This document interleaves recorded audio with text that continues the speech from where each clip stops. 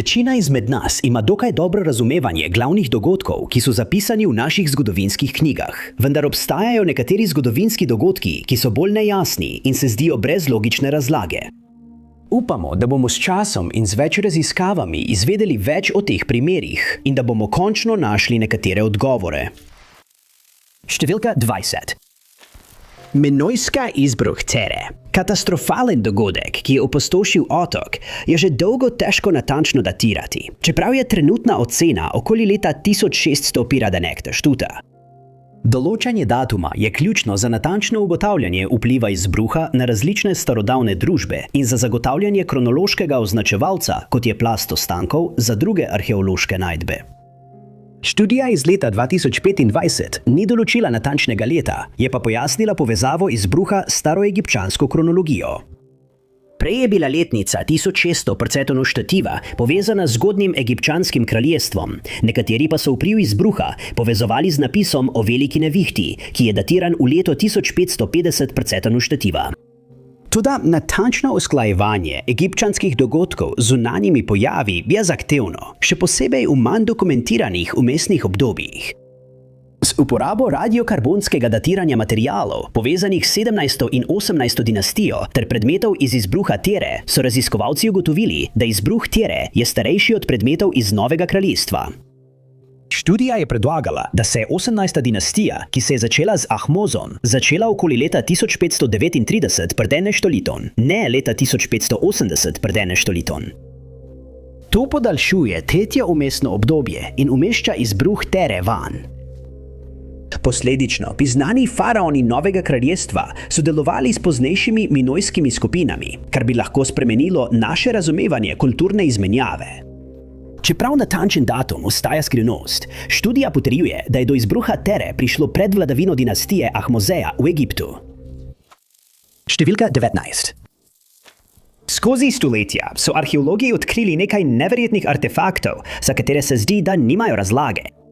Nekateri so bili najdeni na najbolj neverjetnih krajih, kjer jim ni mesto, medtem ko so druge izdelali ljudje, za katere še nikoli nismo slišali. Za nekatere pravijo, da vsebujejo prekletstva, drugi pa prikazujejo živali in predmete, ki jih nismo mogli prepoznati, zaradi česar nekateri verjamejo, da so jih ustvarila nezemeljska bitja ali civilizacije, ki so se izgubile v času. Potem so tu še tisti artefakti, za katere pravijo, da v njih straši ali pa da jih je obsedla zlobna entiteta.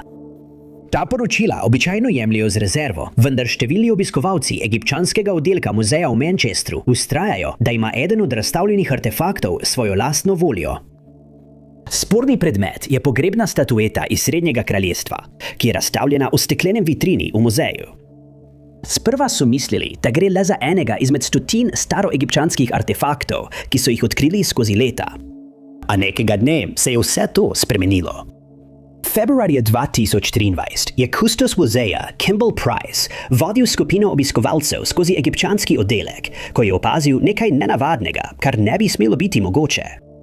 Kipce, ki se imenuje Nab-Senu, bi v starih časih pokopali skupaj s faraonom, saj so verjeli, da bo služil kot sekundarna posoda za faraonovega duha, če bi bila njegova mumija uničena. Omeniti je treba, da sta bila mumija in kipce muzeju podarjena leta 1933 in sta bila od takrat shranjena ločeno drug od drugega. Na omenjeni dan je bil Price presenečen, ko je opazil, da je artefakt obrnjen v napačno smer in ni imel nobene razlage zakaj. Vprašal je preostalo osebje v muzeju, ali je kdo premaknil artefakt, vendar ga nihče ni. Poleg tega je imelo le nekaj ljudi ključe od tega posebnega vitrine, vendar nihče ne bi premaknil kipa, ne da bi se prej posvetoval z njim. Odprl je vitrino, obrnil kip nazaj v prvotni položaj in ponovno zaklenil vitrino. Naslednji dan je bil kip spet obrnjen v drugo smer, dan zatem pa se je ponovno premaknil. Veržel je, da mora za to obstajati logična razlaga, na primer vibracije, ki jih on in njegovi obiskovalci niso mogli občutiti. Toda noben drug artefakt v isti vitrini se ni premaknil niti za milimeter, zato je bil Price povsem zmeden. Ker so sumili, da je nekdo dobil dostop do vitrine, so nanj usmerili kamero, ki je vsako minuto posnela fotografijo. Ko so pregledali slike, so bili muzejski uslužbenci presenečeni, saj so ugotovili, da se je artefakt obračal sam od sebe, medtem ko so ostali popolnoma pri miru. Predlagali so, da bi se artefakt lahko obračal zaradi razlike v trenju, kar je vsekakor verjetna razlaga, vendar je Price ostal skeptičen. Poročal je, da je bila statueta že nekaj časa postavljena v isti vitrini in da se prej nikoli ni premaknila, kar ne bi bilo mogoče, če bi bilo za to krivo tovrstno trenje. Številni strokovnjaki so podali svoje mnenje o tej teoriji, vendar nihče ni mogel pojasniti, zakaj se je artefakt nenadoma začel tako obnašati, ko pa je v preteklosti ostajal popolnoma pri miru. Še danes je razstavljen na ogled vsem, ki si ga upajo pogledati. Številka 18.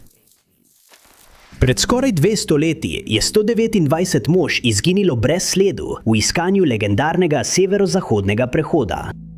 Od takrat je usoda Franklinove odprave vznemirjujoča skrivnost, ki so jo mnogi poskušali razvozlati. Čeprav je zdaj znan bolj splošen, grozljiv konec še vedno obstaja veliko manjkajočih delov sestavljanke, ki jih zgodovinarji poskušajo sestaviti skupaj. Leta 2024 so našli nov delček te sestavljanke, ko so končno ugotovili identiteto posmrtnih ostankov ene osebe, povezanih z odpravo. Franklinova odprava je bila odprava, katere cilj je bil najti severozahodnega prehoda, morske poti, ki povezuje Atlantski in Tihi ocean severno od Kanade. Mnogi so ga že prej skušali najti, leta 1845 pa je bil na vrsti Sir John Franklin. Veledeni Sever je popeljal 2 ladji, Erebus in Terror, vendar se nikoli nista vrnili. Sčasoma so družine in prijatelji pogrešanih mornarjev pritiskali na vlado, naj poišče njihove pogrešane ljubljene. Pobudo je vodila Franklinova žena in končno so poslali reševalno odpravo. Leta 1859 je odprava na otoku kralja Williama odkrila kamniti kup z mračno sporočilo v notranjosti. Sporočilo je napisal James Fitzjames, drugi poveljnik na ladji Erebus. Razkrilo je, da je Franklin umrl in da sta obe ladji obtičali v ledu. Po več zimah so bili možje prisiljeni zapustiti ladjo in se odpraviti čez led v iskanju ustja Črne reke. Sčasoma so bila ob tej poti najdena še druga trupla, domači Inuiti pa so lahko zagotovili več informacij. Opisali so izstradane može, ki so jedli svoje padle tovariše, medtem ko so se borili za preživetje. Ostanki, ki so jih našli, so bili ponovno pokopani in šele v 90-ih letih prejšnjega stoletja so jih ponovno odkrili raziskovalci, ki so preučevali usodo Franklinove odprave. Obstajali sta 2 glavni skupini ostankov, ki so jih previdno izkopali in preučili. Nato so jih ponovno pokopali pri spominskem kamnu. Čeprav je znano, da so bili ti možje del odprave, so njihove natančne identitete ostale skrivnost. Več kot 100 mornarjev je bilo še živih, ko je Fitzjames napisal svoje sporočilo na otoku kralja Williama. Očitno nihče od njih ni preživel poti do reke Beck. Toda kdo je padel in kdaj, ni bilo znano. Do 90-ih let prejšnjega stoletja ni bilo ničesar, s čimer bi lahko identificirali moške, razen DNK.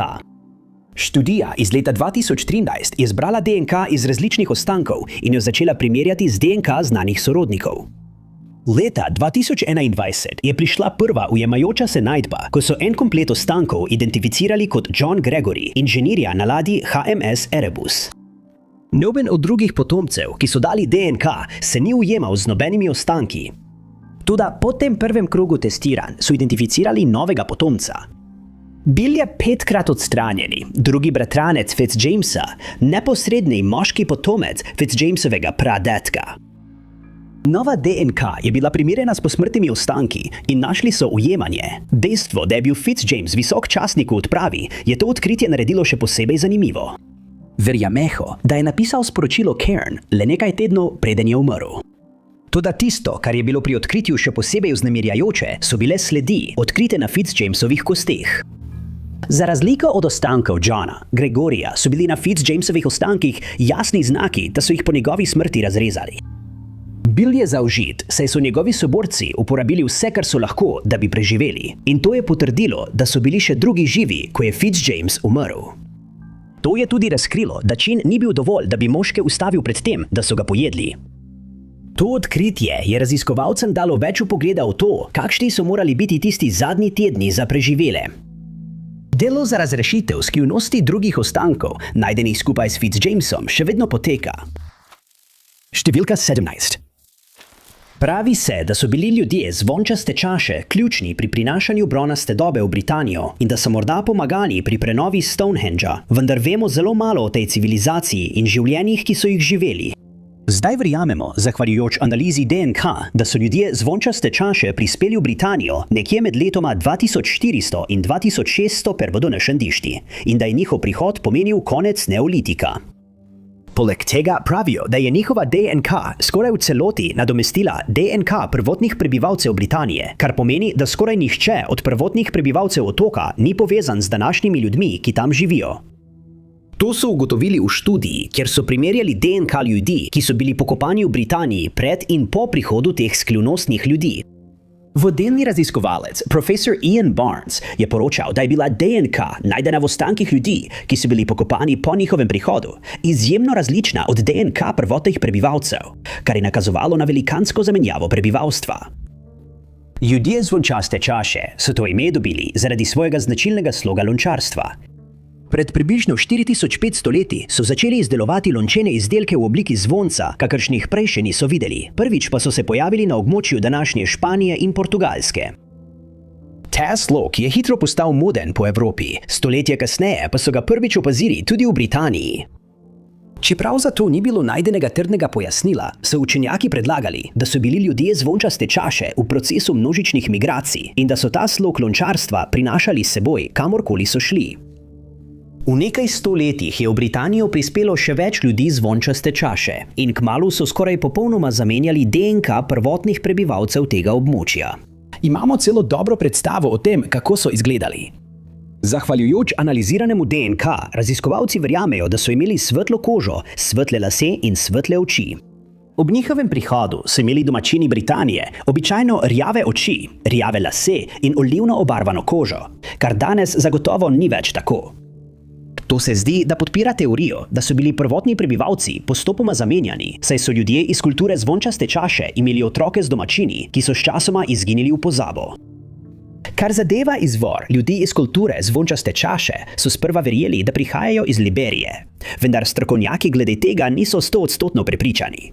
Prav tako je bilo predlagano, da so se pomešali z lovci nabiralci v Evropi, preden so odpotovali v Britanijo, kar pomeni, da je bil njihov DNK spremenjen že pred njihovim prihodom. Ni običajno, da DNK ene skupine popolnoma prevlada in sčasoma zasenči drugo, vendar nekateri znanstveniki verjamejo, da za to obstaja razlaga. Menijo, da je morda izbruhnila epidemija in da je sledila tragedija. Zelo verjetno je, da so bili pripadniki kulture zvončaste čaše imuni na učinke bolezni, medtem ko prvotni Britanci niso bili. Tako bi pripadniki kulture zvončaste čaše še naprej uspevali, medtem ko bi Britanci podlegli kugi, zaradi česar bi se njihov DNK skozi leta zmanjševal. Celo predlagano je bilo, da so začeli uporabljati Stonehenge in številna druga neolitska najdišča, ki so bila zgrajena v Britaniji, ter da so morda sodelovali pri preoblikovanju slavnega spomenika, čeprav to ni bilo dokazano. Domorodcem v Britaniji so predstavili kovinarstvo, lokostrelstvo in svoj značilni slog lončarstva. Če bi se karkoli od tega kdaj izkazalo za dokončno resnično, bi to lahko spremenilo zgodovinske knjige, kot jih poznamo. A za zdaj se moramo o teh starodavnih pripadnikih kulture zvončastih čaš še veliko naučiti. Številka 16. Kitajski učenjaki so v preteklosti dokumentirali astronomske dogodke, kot so gostujoče zvezde. Leta 1408 se je eden takšnih svetlih objektov pojavil na nočnem nebu za približno 10 dni blizu Rimske ceste. Njegov kratek opis je otežil identifikacijo sodobnim znanstvenikom, ki so dvomili o njegovi pristnosti. Skrivnost je bila rešena leta 2025 z odkritjem podrobnega poročila iz leta 1408, ki ga je cesarski astronomski urad predložil cesarju. Opisoval je predmet kot oljno svetilko v bližini zvezdne skupine Nian Dao s čisto rumeno barvo, gladko in svetlo. Ta pozitivni opis je bil verjetno pod vplivom potrebe, da se cesarju predstavijo dobri znamenji. Sodobni astronomi zdaj verjamejo, da je bil ta negibni, nespremenjeni predmet supernova, zvezdna eksplozija, podobna tisti, ki je leta 1054 ustvarila rakovo meglico in so jo prav tako zabeležili kitajski astronomi. Čeprav ostanka dogodka iz leta 1408 še niso identificirali, znanstveniki preučujejo znano območje. Možnosti vključujejo CK Vulpeculae. In prepoznavanje teh starodavnih no in superno pomaga sodobni znanosti razumeti zgodovino in prihodnost nebesnih teles. Številka 15. V 14. in 15. stoletju je bila plemiška družina Corte Cortereal, ki je izvirala iz Španije, znana po svoji ljubezni do raziskovanja svetovnih oceanov. Dva sinova družine, Gaspar in Miguel, sta to ljubezen podedovala od svojega očeta, Joa Vaza Cortereala.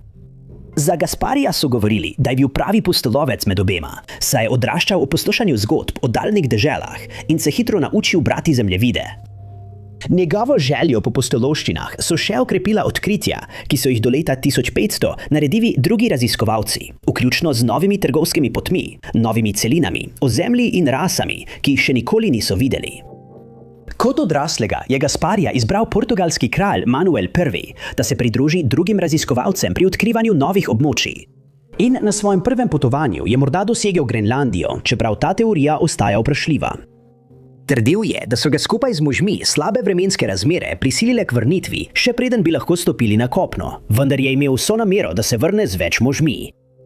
Ko je leta 1501 zbral veliko skupino raziskovalcev, je znova odplul, tokrat s 3 ladjami. Ko so prispeli na območje, so zaradi ledenih razmer naleteli na težave.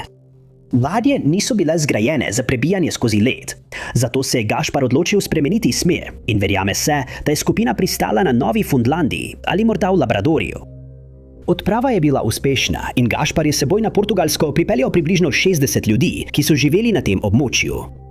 A nekaj, kar nam ni znano, se je zgodilo na poti, saj sta druga 2 ladja varno prispeli, Gašparjeve pa ni bilo nikjer.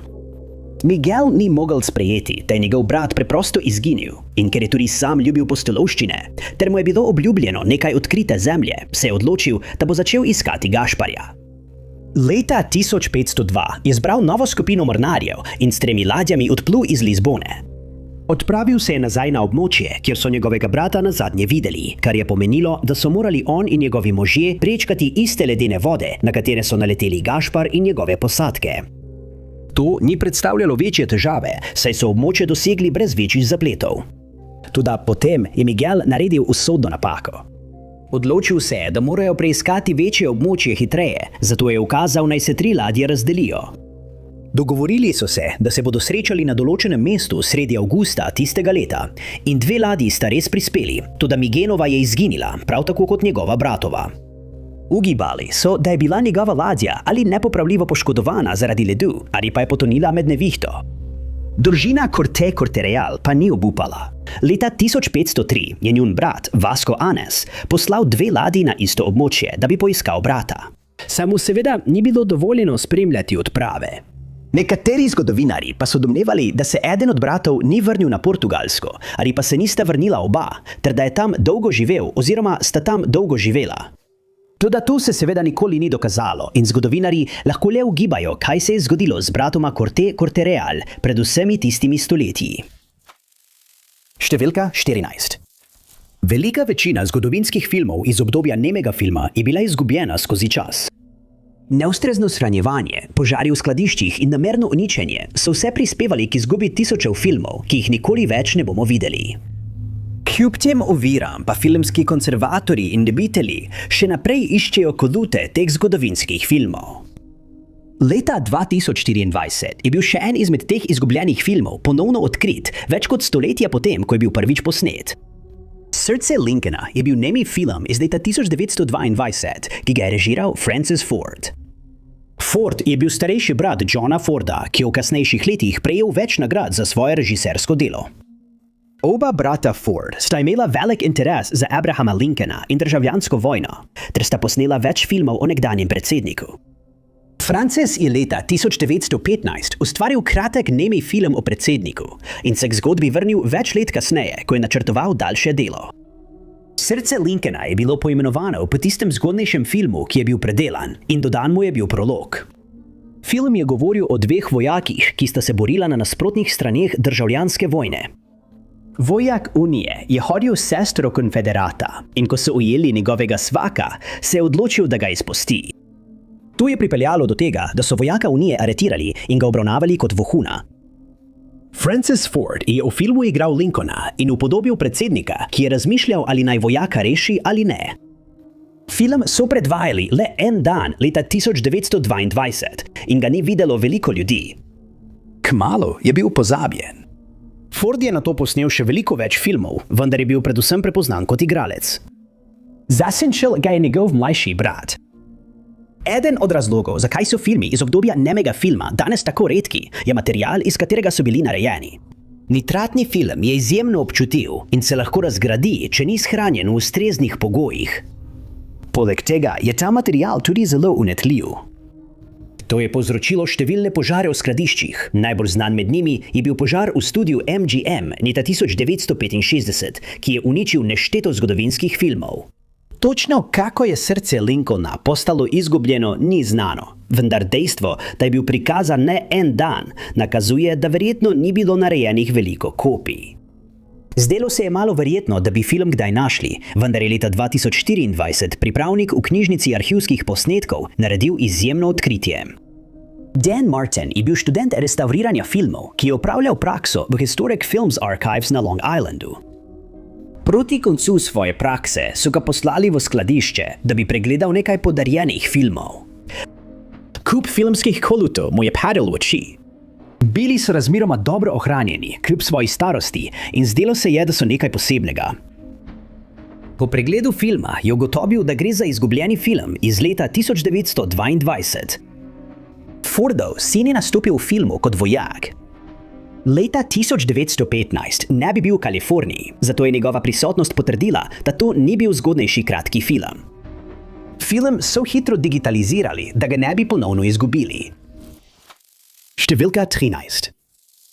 Gradov Seth je knjiga, ki sta jo napisala Jane Roberts in njen mož Robert Butts, vendar je drugačna od vseh drugih knjig, ki so bile kdajkoli izdane, saj trdita, da vsebuje njuno komunikacijo z entiteto imenovano Seth.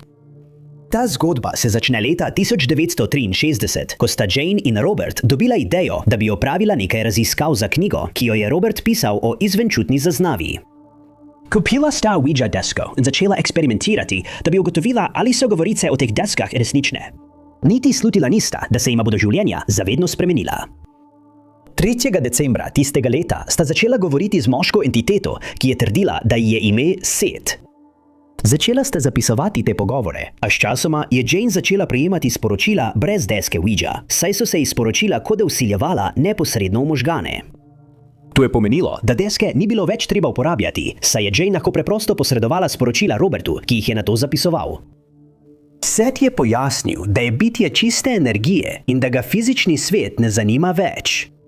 Dodal je, da je zaključil vse svoje reinkarnacije na Zemlji in da zdaj živi na drugem nivoju obstoja.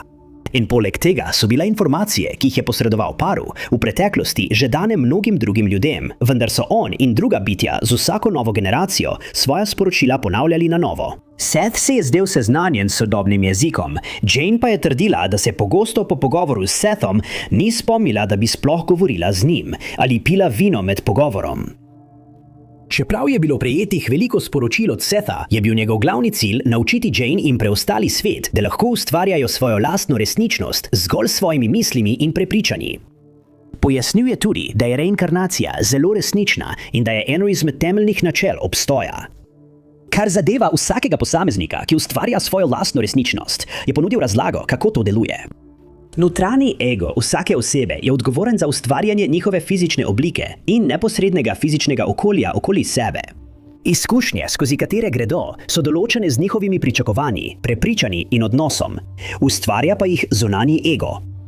Na kratko je Seth pojasnil, da vsaka oseba doživlja življenje, na katerega se osredotoča in da ga je mogoče spremeniti, šele ko se odloči spremeniti svoje pričakovanja in prepričanja. Jane je to dodatno pojasnila in povedala, da je fizično okolje okoli nas ustvarjeno z našimi mislimi. Te misli so nato napolnjene z energijo, ki prihaja iz misli množic, in dogodki, ki jih doživljamo kot skupina ali posamezniki, so ustvarjeni na enak način, skozi misel in energijo. Poleg tega je Seth trdil, da resničnost nima začetka ali konca in obljubil, da bo vsak, ki mu bo sledil, doživel spremenjeno zavest in pustolovščine, o katerih si nikoli ne bi mogli niti sanjati. Ta srečanja so se nadaljevala še naslednjih 21 let, dokler Jane ni umrla leta 1984. Medtem ko mnogi verjamejo, da Set nikoli ni zares obstajal, so številni drugi v Janinih zapisih našli modrost, saj so menili, da so njene knjige spremenile njihov pogled na svet na bolje. Številka 12. Krompir je pomembna svetovna osnovna prehranska sestavina, ki so jo v Evropo prinesli iz Južne Amerike, kjer so hranilni gomolji pomagali zmanjšati lakote. Divji krompir, ki so ga gojili v bližini jezera Titicaca pred 7000 leti, je svojo evolucijo dolgo časa begal znanstvenike zaradi očitne povezave z dvema različnima skupinama rastlin. Nova študija je rešila to skrivnost. Krompir je genetsko podoben tako skupini rastlin E. etuberosom brez gomoljev, kot tudi paradižniku, ki prav tako nima gomoljev. Raziskave so pokazale, da se je krompir razvil neposredno iz obeh. Milijone let potem, ko sta se odcepili od skupnega prednika, sta se vrsta paradižnika in vrsta E. tuberosom pred približno 9 milijoni let križali ter ustvarili prednika sodobnega krompirja. Ta hibrid je, kljub temu, da jih njegovi starši niso imeli, razvil gomolje. Znanstveniki so ugotovili, da je hibrid podedoval gen od E. tuberosom, ki nadzoruje rast podzemnih stebel, in gen od paradižnika, ki sproži rast gomoljev, kar je omogočilo, da so se tanke stebla spremenila v velike, okrogle krompirje. Ta hibridizacija se je zgodila hkrati z nastankom endov. Zahtevno okolje je gomolju, ki je shranjeval vodo in hranila, dalo prednost. Ta razvoj je verjetno omogočil, da je krompir uspeval in se skozi milijone let razvijal v različne oblike, dokler ga ljudje niso začeli skrbno gojiti, da bi zagotovili nizko toksičnost in viske pridelke. Številka 11. Če bi naključno osebo na ulici vprašali, kdo je po njenem mnenju odkril Ameriko, bi 99% ljudi odgovorilo z imenom Krištof Kolumb. To so nas učili v šoli in v zgodovinskih knjigah, vendar pa naj bi bil po nekaterih virih pravzaprav Valižan tisti, ki je prvi prispel na celino. Leta 1170 je bil Owen Gwynedd vladar slavnostne grofije v Walesu z imenom Gwynedd in še vedno velja za enega najboljših in najpomembnejših kraljev, kar jih je ta dežela kdaj imela. Večkrat sta se Owen in kralj Henrik II. Anglije spopadla zaradi neodvisnosti in širjenja Walesa, saj se je Henrik osredotočal na ponovno osvojitev Walesa za Anglijo. Henrika je na koncu premagal Owen skupaj s svojimi zavezniki v Walesu, ki jim je na ta dan pomagala tudi slabo vreme. Leta 1170 je Owen umrl in skoraj takoj je med njegovimi 13 otroki izbruhnil notranji boj glede tega, kdo ga bo nasledil na prestolu. Dva izmed njegovih sinov, Melik in Rered, sta se odločila, da nočeta imeti ničesar z razprtijami ali s preostalo družino. V Londonderryju sta se ukrcala na ladjo in po legendi sta začela pluti proti zahodu brez posebnega cilja, saj sta se odločila videti, kam jo bo pot zanesla. Preplula sta Atlantski ocean in na koncu prispela do ameriške celine. Odločila sta se, da morata to odkritje deliti s svojim ljudstvom, zato se je Madok vrnil domov po več mož. Ko je prispel tja, je domačine navdušil s pripovedmi o svojih potovanjih in o novem svetu, ki sta ga odkrila z bratom. Očarani nad njegovimi zgodbami se je veliko mož prijavilo za drugo odpravo in leta 1117 so odpluli z otoka Lundy. Pravijo, da se je skupina vrnila v Ameriko in pristala v zalivu Mobile v Alabami. In od tam so se odpravili po reki Alabama navzgor, kjer so ob poti postavili nekaj kamnitih trdnjav. Indijanska plemena o tem še vedno govorijo in so potrdila, da so te trdnjave zgradili belopolti možje, čeprav nikoli ni bilo dokazano, da sta bila to Madok in njegova skupina mornarjev. Vendar so zgodovinarji potrdili, da so te zgradbe izjemno podobne gradu Dolwith Ellen v okrožju Conwy v Walesu. Te iste zgradbe so bile datirane v čas pred prihodom Krištofa Kolumba na celino, zato mnogi verjamejo, da je bil Madok njen pravi odkritelj. Niti Madoka, niti Rerida, niti katerega koli izmed njihovih mož niso nikoli več videli in špekulira se, da so se odločili ostati v Ameriki, kjer so začeli živeti kot del domorodnega plemena. Številka 10. Danes je splošno znano, da se je bubonska kuga, ki je v srednjem veku opustošila Evropo, širila preko bolh, ki so jih prenašale podgane. Vendar so arheologi v zadnjih letih odkrili, da so bakterije, ki so povzročile kugo, okužile ljudi že pred 1000 leti. Toda način, kako se je ta bolezen iz bronaste dobe širila, je veliko bolj skrivnosten. Nova raziskava bi morda končno lahko osvetlila to vprašanje. Pred približno 4000 leti, ko se je pozna neolitika preoblikovala v zgodnjo bronasto dobo, je po vsej Evropi in Aziji prihajalo do številnih sprememb. Živinoreja se je začela uveljavljati, divji konji pa so bili udomačeni. Nekatera najzgodnejša mesta so začela rasti, v evropsko prebivalstvo pa je začel prihajati nov val DNK z vzhodnih stepskih območij. Toda medtem ko so se te spremembe dogajale, se je po obeh celinah širila bolezen. Znanstveniki še vedno ne vedo, kako velik vpliv je imela ta bolezen. Možno je, da je bolj spominjala na gripo kot na kuge, ki so se pojavile približno 2000 let kasneje. Toda kar znanstveniki vedo, je, da se je pojavila v populacijah po vsej celini. Analiza DNK iz do 1000 posameznikov s preloma 4. in 3. tisočletja pred zineštim štite je pokazala sledi bakterije Yersinia pestis, iste bakterije, ki je povzročila Justinijanovo kugo in črno smrt. Toda skozi tisočletja bi prišlo do pomembnih evolucijskih sprememb. Natančneje, bakterije, najdene v zobeh iz bronaste dobe, niso imele sposobnosti preživetja v bolhah. Kuga, ki se je v 17. stoletju razširila po Evropi, je imela lastnost, ki je omogočala odpornost na želodčno kislino bolh, kar je omogočilo, da je preživela dovolj dolgo, da so jo bolhe lahko prenesle na ljudi. Ta lastnost je manjkala pri prednikih iz bronaste dobe. To je zgodovinarjem pustilo uganko, kako se je bolezen sploh razširila po celini. Čeprav je bila človeška migracija mogoča, se je bolezen očitno zelo hitro razširila. Če bi se bolezen širila iz enega majhnega človeškega naselja v drugo, bi se sčasoma mutirala in razvijala, vendar se to ni zgodilo. Enake seve so našli v okostih, ki so bila ločena z velikimi razdaljami. To je bila predolga razdalja, da bi jo bolan človek lahko prepotoval v starih časih. Obstajal je nek drug prenašalec, ki je širil bolezen. Sprva so znanstveniki domnevali, da so morda bili konji. Ti so bili pravkar udomačeni in so jih v približno istem času uvajali v različne populacije. Toda doslej v starodavnih konjih niso našli nobene sledi DNK Y pestis. Vendar pa je raziskava iz leta 2025 pokazala, da bi lahko bil kriv drug žival. V ostankih starodavnih ovc so našli sledi iste Y pestis, ki je okužila ljudi. Ovce so bile zaklane in pojedene pred 4000 leti. To so odkrili v populaciji, ki ni imela nobenih pomembnih silosov za žito. Ni bilo razloga, da bi bile podgane prisotne, vendar je ta populacija pasla ovce, te ovce pa so lahko pasle na velikih pašnikih, ki so jih ljudje lahko obvladovali s pomočjo konj. Študije o tej starodavni okužbi še vedno potekajo, vendar je verjetno, da bo kmalu razrešenih še več teh skrivnosti. Številka 9. Vojaško osebje že desetletja poroča o nenavadnih lučeh na nebu in nerazrešen primer izginotja dveh pilotov, Felixa Monckel in Roberta Wilsona, ni nobena izjema. Incident se je zgodil v noči na 23. november 1953.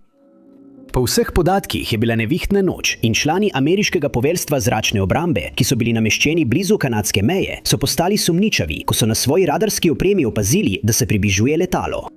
Sprva so domnevali, da bi lahko šlo za kanadsko letalo, vendar so za vsak slučaj iz bližnje letalske baze Kinross poslali reaktivno letalo F-88C Scorpion, da bi zadevo raziskali. Na krovu sta bila prvi poročnik Felix Moncla, ki je pilotiral letalo, in drugi poročnik Robert Wilson, ki je bil zadolžen za sledenje plovilu preko radarja.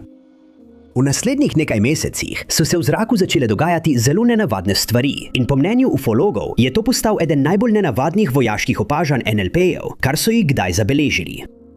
Menilo se je, da bo plovilo razmeroma enostavno najti, vendar temu ni bilo tako. Ko je reaktivno letalo vzletelo, je Wilson imel težave s sledenjem plovilu prek radarja, saj je nenehno spreminjalo smer. To je bilo sporočeno zemeljski ekipi, ki je nato začela usmerjati Moncla. Pospešil je na 500 milj na uro in sčasoma začel dohitevati neidentificirano plovilo. Vendar je do takrat že minila pol ure. Zemeljska ekipa je bila presenečena nad okretnostjo drugega plovila in zaskrbljenostjo so opazovali, kako se je reaktivno letalo začelo približevati svojemu cilju.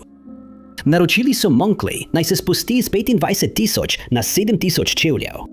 In približno 70 milj od obale Kivy No Pointa so končno dohiteli neznani predmet. Pripadniki vojske, ki so upravljali radar, so povedali, da sta se dve točki na njihovem zaslonu začeli približevati ena drugi. Nato pa se je zgodilo nepredstavljivo. Signal Moncl in Wilsona na radarskem zaslonu je nenadoma izginil, kar je povzročilo veliko zaskrbljenost pri vseh vpletenih. Nekaj sekund kasneje je drugo plovilo nenadoma spremenilo smer, preden je tudi njegova točka, brez razlage, izginila. Druga plovila so bila takoj poslana na območje, da bi preverila, kaj se je zgodilo, vendar niso našli nobene sledi obeh moških. Iskanje so izvedli ameriško vojno letalstvo, obalna straža in kanadsko vojno letalstvo, vendar brez uspeha. V svojem poročilu za medije je vojska pojasnila, da sta se dva signala na njihovem radarju v nekem trenutku združila, nato pa je njihov reaktivec nenadoma izginil, kot da bi izginil v nič. Toda to izjavo so kmalu zatem spremenili in trdili, da je operater radarja napačno interpretiral, kar je videl, ter da sta Moncla in Wilson uspešno prestregla objekt, ki je bil letalo kanadskih zračnih sil C-047. Nadalje so trdili, da je letalo zgrešilo svojo načrtovano pot za približno 30 milj in vstopilo v omejeni zračni prostor. Ko so jih vprašali o Wilsonu in Moncli, so ugibali, da je pilot nenadoma doživel napad vrtoglavice, zaradi česar je letalo strmoglavilo v Gornje jezero, medtem ko sta se oba moška vračala na bazo po uspešno opravljeni misiji. Kanadska vojska je izjavila, da je to izmišljotina, saj tisto noč niso izvedli nobenih poletov. Poleg tega so Monclovi ženi sprva povedali, da je strmoglavil v jezero, nato pa, da je njegovo letalo eksplodiralo v zraku. Vsakršna omemba te posebne misije je bila odstranjena iz vojaških zapisov in dogodek nikoli ni bil v celoti pojasnjen. Veliko ljudi verjame, da je šlo za srečanje z nezemeljskim plovilom, vendar bo, ali je to res ali ne, verjetno ostalo neznano javnosti, saj o tej misiji sploh ne obstajajo nobeni zapisi. Številka 8. Desetletja je neoznačen sarkofag, skrit v kotu starodavne egipčanske grobnice, begal egiptologe.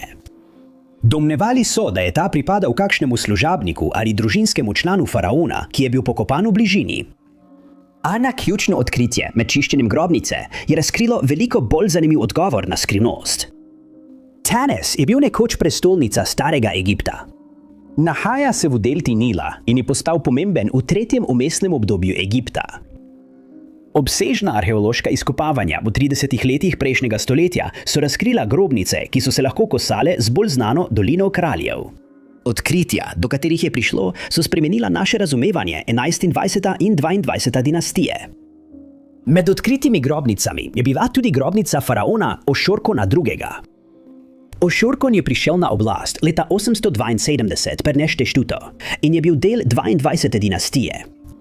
Njegova grobnica je bila v antiki izropana, vendar je granitni sarkofag ostal, skupaj z nekaj kanopskimi posodami.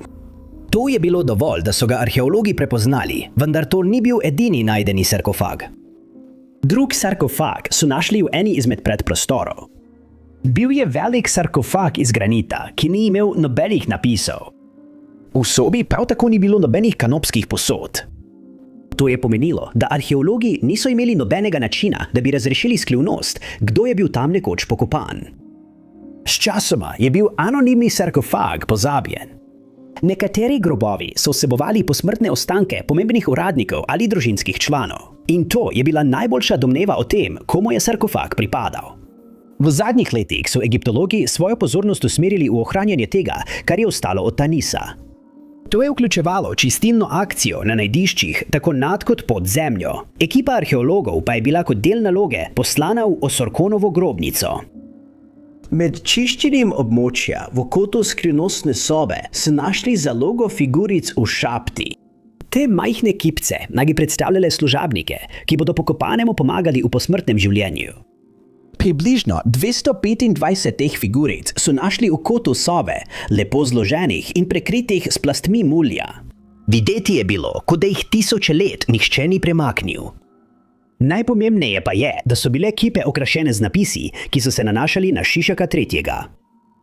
Šišak je bil Osorkonov naslednik in je vladal približno 40 let. Na oblast je prišel v nemirnem času in se je moral boriti proti različnim kandidatom za prestol. Na koncu je zmagal in bil znan po arhitekturnem pečatu, ki ga je pustil v mestu. Figuric v šapti skupaj z nekaj drugimi fragmentarnimi napisi nakazujejo, da je skrivnostni sarkofag pripadal Šišaku. To bi imelo nekaj smisla, vendar je najdbo še posebej zanimivo dejstvo, da so egiptologi že odkrili grobnico Šišaka III. Grobnica se je nahajala v bližini in je prav tako vsebovala dva sarkofaga. Ko pa so egiptologi pogledali napise v grobnici Šišaka III., so našli omembe njegovega naslednika, Šišaka IV. Našli so tudi druge dokaze, da predmeti v grobnici niso bili namenjeni nekdanjemu vladarju. Skrinja je bila premajhna, da bi vanjo spravili njegove kanopske posode in nekateri nazivi za bogove niso bili uporabljeni, dokler grobnica tretjega ni bila že narejena. Jasno je bilo, da jo je prevzel četrti, medtem ko je bil prejšnji vladar pogrešan. Nova najdba je rešila dve skrivnosti. Kaj se je zgodilo s Šišakom III. In komu je pripadal skrivnostni sarkofag, a hkrati je odprla še veliko več vprašanj. Nenadane raziskave in prihodnja odkritja v Tanisu bodo verjetno lahko razrešila te skrivnosti. Številka 7. Vedno je zaskrbljujoče, ko se najdejo dokazi, da je nekdo, za katerega so domnevali, da je mrtev, v resnici nekje živ, ne da bi to vedeli njegovi prijatelji in družina. Čeprav nikoli ni bilo dokončno dokazano, da je Herschel Greenspan preživel drugo svetovno vojno, se zdi, da ena fotografija to dejansko nakazuje. Greenspan, ki je prihajal iz Hanovra v Nemčiji, nikoli ni uradno postal nemški državljan, zahvaljujoč nemškemu zakonu o državljanstvu iz leta 1923, ki je določal, da lahko otrok, rojen v Nemčiji, pridobi državljanstvo le, če sta bila oba njegova starša rojena tam. Namesto tega je po koncu Prve svetovne vojne postal poljski državljan, skupaj s preostalo družino. Medtem ko je živel v Hanovru, je bilo razglašeno, da bodo vsi poljski Judi v Nemčiji aretirani in Greenspanova družina je bila med 12.000 ljudmi, ki so jih prijeli. Vse njihovo premoženje in zemljo so jim zasegli, nato pa so jih z vlakom prisilno poslali nazaj na Poljsko. Ko so prispeli do meje, so morali prehoditi približno 3 km do mesta, vendar jim vstop ni bil dovoljen in so morali ostati na meji, ker je zanje skrbel Rdeči križ. Razmere so bile grozljive in veliko ljudi je zbolelo. Greenspan tega ravnanja ni mogel več prenašati, zato je skoval zloben načrt. Ko je pridobil nekaj denarja, je kupil strelno orožje in odpotoval na nemško veleposlaništvo v Parizu. Zahteval je pogovor z uradnikom veleposlaništva, pri čemer je trdil, da je vohun in da ima pomembne informacije, ki jih mora posredovati. Izjavil je, da bo informacije predal le veleposlaniku, ki ga je imenoval njegova ekscelenca, vendar se je moral zadovoljiti s pogovorom z Ernstom von Rathom, najšim uradnikom. Odvedli so ga v pisarno von Ratha, kjer so ga prosili, naj razpravlja o zadevnih informacijah, vendar je namesto tega Greenspan izvlekel orožje in ustrelil. Takoj so ga aretirali in popolnoma je priznal zločin. Greenspan je zaradi svojih nepremišljenih dejanj postal nekakšna zvezda in je v zaporu Frene v Parizu dal več intervjujev. Tožilstvo se je trudilo, da bi ga poslali nazaj v Nemčijo na sojenje, vendar je francoska vlada to zavrnila. Na koncu so ga premestili v Burgas, vendar so med prevozom tja njega in še nekaj drugih zapornikov napadla nemška letala. Nekaterim zapornikom je med kaosom, ki je sledil, uspelo pobegniti in domnevali so, da se je pridružil tudi Greenspan, saj ga ni bilo med tistimi, ki so na koncu prispeli v Burgas. Če bi to vedel, bi verjetno pobegnil, vendar je namesto tega odšel peš v Burgas, kjer se je predal policiji in pojasnil, da so ga preprosto pustili za seboj, ko so po napadu zbrali ostale zapornike. Nato so ga zaprli v Toulouseu, vendar so ga Nemci še vedno iskali. Ker je bila Francija do takrat že kapitulirala, so zahtevali, da jim izročijo Greenspana, čeprav mu je bila nemška državljanstvo zavrnjena. Francoska vlada se tej zahtevi ni uprla in Greenspan je bil zaprt v zaporu na ulici princa Albrechta. Na koncu so ga premestili v Magdeburg, vendar njegova usoda potem ostaja neznana. Nekateri verjamejo, da je umrl v priporu, drugi pa so ugibali, da je preživel vojno in se preselil v Pariz. To teorijo je leta 1946 okrepila pojavitev fotografije, na kateri naj bi bil po mnenju mnogih Greenspan. Fotografija je bila posneta v Nemčiji in čeprav nikoli ni bilo potrjeno, da je to res Greensberg, mnogi verjamejo, da je živel dolgo življenje, neopažen s strani nemških oblasti. Številka 6. Stoletja je nenavadna mumija, ki se nahaja v majhni avstrijski cerkvi, privabljala turiste in tiste, ki želijo peti do dna nenavadne skrivnosti. Nova raziskava je končno pojasnila, kako je tako imenovani z zrakom sušeni kaplan postal mumificiran in kdo je pravzaprav bil. Okoli leta 1850 je bila objavljena prva znana literatura o nenavadni mumiji, ki se nahaja v kripti cerkve svetega Tomaža v Blazensteju.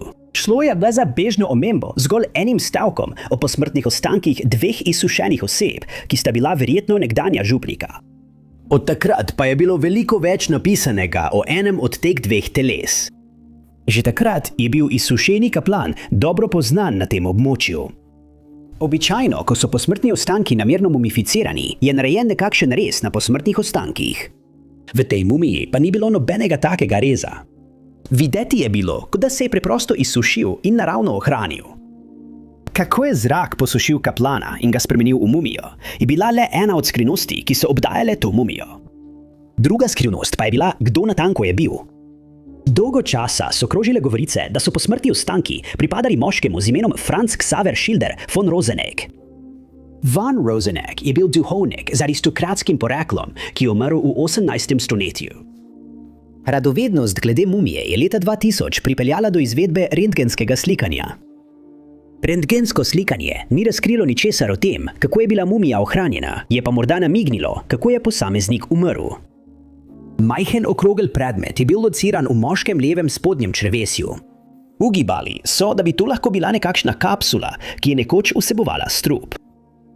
Puščanje vode v kripti je znanstvenikom dalo novo priložnost za preučitev posmrtnih ostankov, kar je pripeljalo do osupljivega odkritja.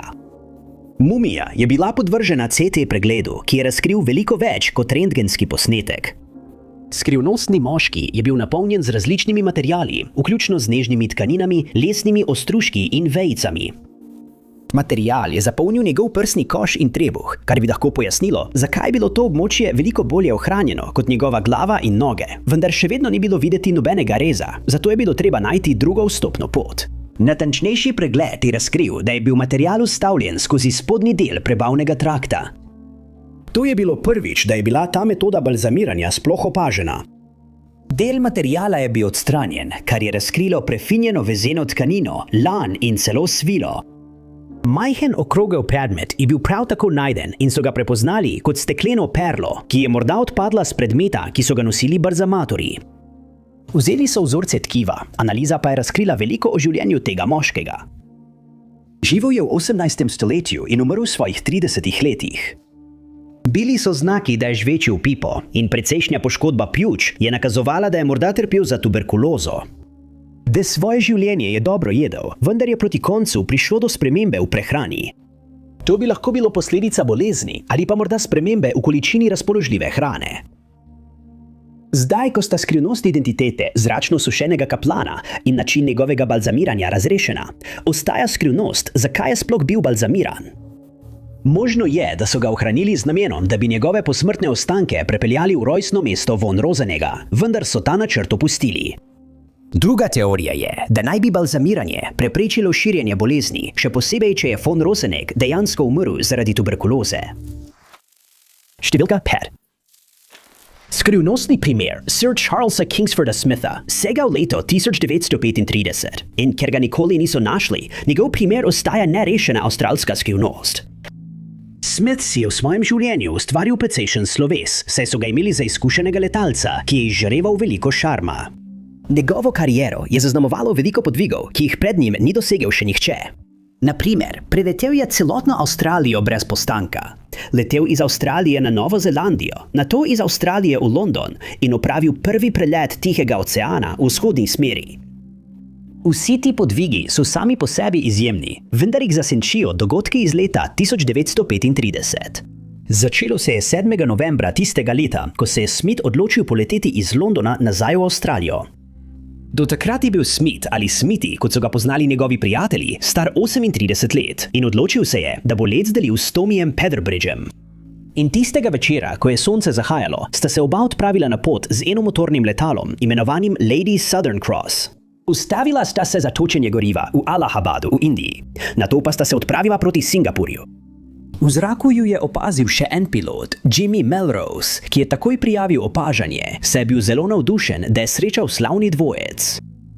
Verjame se, da je bil Melrose zadnja oseba, ki je videla Smitha in Petherbridgea, preden sta izginila. Omeniti je treba, da je Smith potem, ko je kot mladenič med letom nad plažo Bondi skoraj izgubil življenje, razvil akvafobijo. To je pomenilo, da je bil vedno, ko je letel nad vodo, nagnjen k paničnim napadom. Vendar ostaja neznano, ali je to imelo kakršnokoli povezavo z njegovim izginotjem. Vendar se zdi malo verjetno, saj je imel s seboj kopilota, ki bi lahko v vsakem trenutku prevzel nadzor nad letalom. Ko par ni prispel na cilj, so se pojavile številne teorije o tem, kaj bi se jima lahko zgodilo. Večina ljudi je domnevala, da je njuno letalo strmoglavilo v visoka drevesa na otoku I v Mjanmaru, in to z dobrim razlogom. Zemljevid, ki ga je uporabljal Smith, otoka še ni vseboval, zato bi lahko pozabil, da mu je na poti. Poleg tega so eno od podvoznih nog letala našli na otoku približno 18 mesecev po tem, ko sta izginila. 3 mesece po njunem izginotju je drug letalec poročal, da je na otoku videl več visokih dreves, ki so bila prelomljena na pol, vendar ker niso našli nobenih dodatnih razbitin, ni bilo mogoče ugotoviti, ali je to povzročila Smithova letalska nesreča. Nekateri verjamejo, da je podvozje zgoraj naplavilo na otok in da je Smithovo letalo dejansko strmoglavilo precej bolj južno. Od takrat je več ljudi, vključno z zgodovinarjem Ianom Mackenziem, preiskovalo otok v iskanju dodatnih sledi, vendar brez uspeha. Ker niso našli ničesar več, izginotja Smitha in Petherbridgea nikoli niso bila razrešena. Dogodki tiste noči pa morda nikoli ne bodo prišli na dan. Številka 4. Še preden je bil ukraden, so Breguet 160 imenovali Mona Lisa med urami. Ko je izginila brez sledu, se je začela mednarodna iskalna akcija, vendar je minilo več kot 20 let, preden so jo končno našli. Breguet 160 je bila ura, ki jo je ustvaril Abraham Louis Breguet, eden najtalentiranejših urarjev svojega časa. Naročena je bila za kraljico Marijo Antoineto, čeprav identiteta osebe, ki stoji za tem, ostaja skrivnost še danes. Breguetu so naročili, naj ne varčuje z denarjem in naj si vzame toliko časa, kot je potrebno, da ustvari najlepšo in tehnološko najbolj napredno uro, kar jih je mogoče narediti. Vendar ura ni bila dokončana vse do leta 1827, ko sta tako kraljica kot Breguet že umrla. Naslednjih 100 let je ura prehajala med različnimi zasebnimi zbiratelji, preden je končno pristala pri Veri Bryce Saloma, ki je podedovala zbirko ur in časomerov od svojega očeta. Saloma je bila medicinska sestra, ki se je po prvi svetovni vojni naselila v Jeruzalemu. Ustanovila je muzej L.A. Mayer za islamsko umetnost in podarila veliko predmetov, vključno zbirko ur. Zjutraj 7. aprila 1983 so zaposleni v muzeju odkrili grozljivo stvar. Prišlo je do vloma in ukradenih je bilo na stotine predmetov, vključno z uro Marije Antoinette. Tat ali tatovi so očitno vlomili skozi okno, ki je bilo komaj dovolj veliko, da bi odrasla oseba lahko šla skozenj. V noči tatvine sta bila na dolžnosti 2 stražarja, vendar so kmalu ugotovili, da sta v tistem času spala. Bil je alarm, vendar je bil pokvarjen. Začela se je velika iskalna akcija, policija pa je zasliševala znane tatove. Med njimi je bil moški po imenu Naaman Dealer. Dealer je že prej izvedel drzno tatvino v Tel Avivski banki in je bil videti kot verjeten osumljenec. Toda njegov potni list je pokazal, da je bil v času zločina izven države. Ker je bilo na voljo le malo sledi, je primer zašel v slepo ulico. Tako je bilo vse do leta 2008, ko je muzej kontaktiral odvetnik. Deval je v imenu ženske v Ameriki, ki je želela ostati anonimna. Imela je veliko ukradenih ur in jih je želela prodati nazaj muzeju. Dogovor je bil sklenjen in ura Marie Antoinette je bila ena izmed vrnjenih. Policija je kmalu izvedela za dogovor in začela preiskavo. Izkazalo se je, da je bila ženska Nili Shemrat, vdova Dealerja. Dealer je priznal zločin malo preden je umrl in je zapustil svoj plen. Z urami, ki so spet na ogled, ostaja edina skrivnost, zakaj je Dealer zagrešil zločin. Prodal jih je le nekaj, preiskovalci pa verjamejo, da je najverjetneje želel le dokazati, da to lahko stori. Številka 3. Sprva so mislili, da sumerski seznam kraljev vsebuje le bitja in like iz mitologije te civilizacije. Toda odkritja, do katerih so prišli s pomočjo analize DNK, bi lahko dokazala nasprotno, kar tej nenavadni najdbi prinaša še več skrivnosti. Prvo ime na seznamu sega 226.000 let nazaj, kar se morda zdi nenavadno, saj zgodovinarji ne verjamejo, da so takrat obstajale civilizacije. Menijo, da se je sumerska civilizacija začela šele leta 5400 pred našim štentom in da se je končala 600 let kasneje. Zato dejstvo, da se kraljevi seznam začne 100.000 let prej, zgodovinarje bega. Sledi seznam imen kraljev, ki so vladali Sumeru do leta 1817 Prvrneten Štitov. Imena so zapisana v sumerskem jeziku, kot je pričakovano, in so vrezana v glinene tablice, ki so jih našli v starodavni Mezopotamiji, danes znani kot Južni Irak. Seznam so našli med več izkopavanji v tej regiji. V 20. stoletju prvi fragment pa je odkril nemško-ameriški učenjak Hermann Hilprecht. Na odkritje je nadletel konec 19. stoletja, po obsežnih raziskavah pa je svoja dognanja objavil leta 1906. Leta 1911 je Jean Vincent Schiele odkril še več fragmentov, skozi leta pa so izpod zemlje izkopali skupno 18 fragmentov. Pripoveduje tudi o velikem potopu, zelo podobnem tistemu, ki je opisan v Svetem pismu, ki naj bi se na tem območju zgodil pred 1000 leti. Vendar ostaja neznano, ali gre za izmišljeno ali zgodovinsko pripoved. Kar naredi seznam sumerskih kraljev tako nenavaden, je dejstvo, da naj bi nekateri kralji, omenjeni pred tem velikim potopom, vladali 1000 let, kar bi seveda moralo biti nemogoče. 8 omenjenih kraljev naj bi skupaj vladalo 341.200 let, zaradi česar nekateri menijo, da je seznam bodisi izmišljen ali pa pripoveduje mitologijo iz tistega obdobja. Kralj Enmulu Ana je naveden kot vladar 43.200 let, kralj Kaliuga pa kot vladar 432.000 let. To je še dodatno podžgalo teorijo o mitologiji, saj je število 432 pogosto uporabljeno v misticizmu skozi zgodovino. To je pomembno tudi za Vikinge, Maje in stare Grke. A drugi imajo bolj logično razlago. Nekateri zgodovinarji verjamejo, da so te številke šifrirane v formuli, ki uporablja sumerski 60-tiški matematični sistem. Ko to uporabimo na seznamu, postanejo obdobja, v katerih so vladali ti predpoplavni kralji, veliko bolj smiselna. Toda, ko ga uporabimo pri kraljih po potopu, sistem odpove. Po seznamu, ko so se poplavne vode umaknile, se je sumerska kraljevska oblast spustila z nebes v povsem novo mesto z imenom Kiš. Nekateri kralji, omenjeni po tem obdobju, so Nangish Nungish Lishma, ki je vladal 670 let, in Zuka Kip, ki je bil kralj 900 let. Nekateri zgodovinarji so te dolge vladavine primerjali z vladavinami kraljev v Svetem pismu, za katere prav tako pravijo, da so živeli več 100 let. Nekateri so celo namigovali, da je seznam nekako povezan s temi kralji, vendar to ni bilo dokazano. Skupaj so kralji po potopu vladali 24.510 let, 3 mesece in 3,5 dni.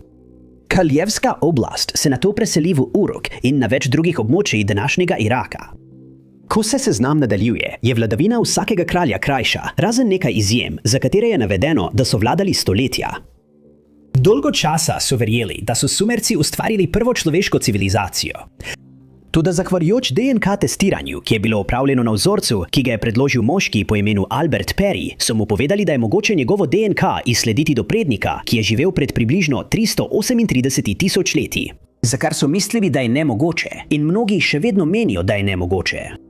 Zato mnogi ljudje še vedno vztrajajo, da so kralji na tem seznamu res lahko živeli 1000 let, vendar se to za zdaj jemlje z rezervo, dokler ne bodo odkrili več informacij. Številka 2. Od konca druge svetovne vojne naprej potekajo stalna prizadevanja za iskanje neštetih ladij in podmornic, ki so bile potopljene v tem konfliktu. Konec leta 2025 je skupna francosko-španska ekipa našla eno razbitino, ki je zgodovinarje begala že leta. Letuan je bila francoska podmornica, zgrajena tik pred izbruhom vojne. Zapisniki so pokazali, da je bila potopljena nekje med Španijo in Severno Afriko, med operacijo Bakla, zavezniško invazijo na francosko Severno Afriko. Toda natančna lokacija je dolgo ostala skrivnost. Napad se je začel 8. novembra 1942. Letuan je pravkar prišel iz suhega doka v Casablanci, po manjšem popravilu, in takrat ni bil ustrezno oborožen. Čoln je bil zadet strani ameriškega topništva in njen poveljnik je izgubil življenje. Izvršni častnik je prevzel poveljstvo in brez možnosti za obrambo pripravil podmornico na potop. Letona je uspela pobegniti iz bitke, vendar je bila močno poškodovana. Več moških je izgubilo življenje, še več pa jih je bilo ranjenih. Poleg tega je bila tudi sama podmornica močno poškodovana. Šepajoče se je vrnila v Casablanco na nekaj popravil, vendar je posadka vedela, da se mora vrniti v Tulo na varno. Podmornica je odrinila in najprej krenila proti Španiji, vendar je kmalu postalo jasno, da jim ne bo uspelo priti vse do Tule. Večina posadke je izstopila in samo osnovno posadko na krovu je kapitan sprejel odločitev, da potopi le Letona. Namenoma so jo potopili, da tehnologija ne bi padla v roke sovražniku. Vse moške na krovu je rešila španska ribiška ladja in preostanek vojne so preživeli v internaciji v Španiji. Po vojni je bilo v tem zadnjem potovanju narejenih več poročil. Nasprotujoče si podrobnosti so raziskovalcem oteževale dejansko iskanje ladje. Vendar pa so raziskovalci leta 2025 dosegli preboj. Sorodniki mornarjev so še vedno imeli dokumente, ki so jih mornarji obdržali, vključno z ladijskim dnevnikom. To je raziskovalcem omogočilo natančnejše območje iskanja in preusmerilo prizadevanja za iskanje. V začetku decembra 2025 je ekipa francosko-španskih raziskovalcev, ki je sodelovala z univerzo v Cadizu, končno našla to, kar so iskali. Ekipa je uporabila večsnopni sonar za iskanje v vodah ob obali Cadiza in končno našla nekaj, kar je ležalo na morskem dnu. Predmet je bil delno potopljen v samo morsko dno, vendar sta dolžina in oblika zelo ustrezali Letonereju. Raziskovalci so uspeli razločiti podmorniški kiosk, top in vrtljive torpede, kar jim je pomagalo, da so ga prepoznali kot pogrešano podmornico.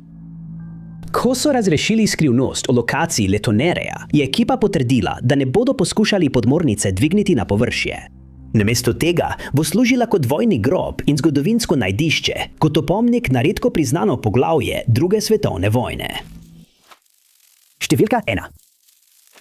Arheološko najdišče na Malti je raziskovalce pustilo v dvomih, saj jim ni uspelo ugotoviti, kdo je ustvaril to najdišče ali zakaj so ga uporabljali ljudje, ki so na tem območju živeli pred 1000 leti. Najdišče, o katerem govorimo, se imenuje Hypogei Hal Safliet in se nahaja blizu velikega pristanišča Valete na Malti. Zgodovina njegovega odkritja je izjemna, saj nihče ni vedel, da obstaja, dokler ga niso povsem po naključju odkrili. Leta 1902 je bil kamnosek zadolžen za gradnjo hiš na tem območju in bil je v postopku polaganja temeljev za te stavbe. Medtem ko je kopal po tleh, je po naključju prebil streho hipogeja hiše Atolion, vendar ni imel pojma, da je pravkar naredil pomembno zgodovinsko odkritje. Ko so opravili raziskavo najdišča, so ugotovili, da je bil velik del zgornjega nadstropja stavbe uničen zaradi gradbenih del, ki so se že začela, vendar ni bilo vse izgubljeno, saj se je kmalu izkazalo, da so spodnji nivoji ostali nedotaknjeni. Izkopavanja so se takoj začela, leta 1903 pa je najdišče postalo last člana javnosti. In naslednjih 8 letih so arheologi odkrili čim več kompleksa, kot je bilo mogoče, in ugotovili so, da je bil zgrajen s 3 različnimi nivoji. Zgodovinarji niso vedeli, kaj naj si mislijo o kompleksni zgradbi, saj se je zdela kot nekakšen labirint, ki je vodil v različne sobe. Našli so tudi hodnike in majhne kotičke v kompleksu, vendar niso bili prepričani, zakaj so bile te sobe uporabljene. Celoten labirint je bil natančno izklesan iz apnenca, nekatera opravljena dela pa so bila izjemno kakovostna. Nekateri kamniti izrezi so bili zelo urejeni in natančni in nimamo pojma, kako bi to lahko naredili s primitivnim orodjem pred 1000 leti. Ko so izkopavanja napredovala, so na različnih odprtih območjih našli več krožnih jam. Domneva pa se, da so ta območja uporabljali pri verskih obredih. Toda zaradi nenavadne gradnje hipogeja hiše Safliet imajo nekateri ljudje druge teorije o tem, kakšen je bil njegov namen. Nekateri zgodovinarji verjamejo, da je bila ta posebna metoda gradnje izbrana za izboljšanje akustičnih lastnosti kompleksa, saj se zdi, da so prostori natančno uglašeni na določene frekvenčne spektre. Če je temu tako, bi lahko bil hipogej hiše Safliet ena najstarejših zgradb, ki so jih kdaj ustvarili z namenom izboljšanja zvoka glasbenih instrumentov. Medtem ko je sama zgradba skrivnostna, so tudi nekatere relikvije, ki so jih tam našli, precej nenavadne. Med njimi je kipce, ki so mu dali ime Speča dama. Verjamejo, da predstavlja mater naravo, po mnenju nekaterih učenjakov pa naj bi predstavljala konec življenja. Ta najdišče, ki sega v obdobje med 4000 in 2500 let pred našim štetjem, zahteva še veliko več raziskav, izkopavanja pa se bodo verjetno nadaljevala še dolgo časa. Upamo, da bodo raziskave razkrile več o teh skrivnostnih ljudeh in o načinu, kako so takrat živeli svoja življenja. Najlepša hvala, da ste gledali. Če vam je bil ta video všeč, ne pozabite pritisniti na gumb za všeček. Prav tako, ne pozabite naročiti se na kanal in klikniti zvonček za obvestila, da boste na tekočem z vsemi našimi prihodnjimi objavami. Moje ime je Top 5 neznanih in se vidimo v naslednjem videu.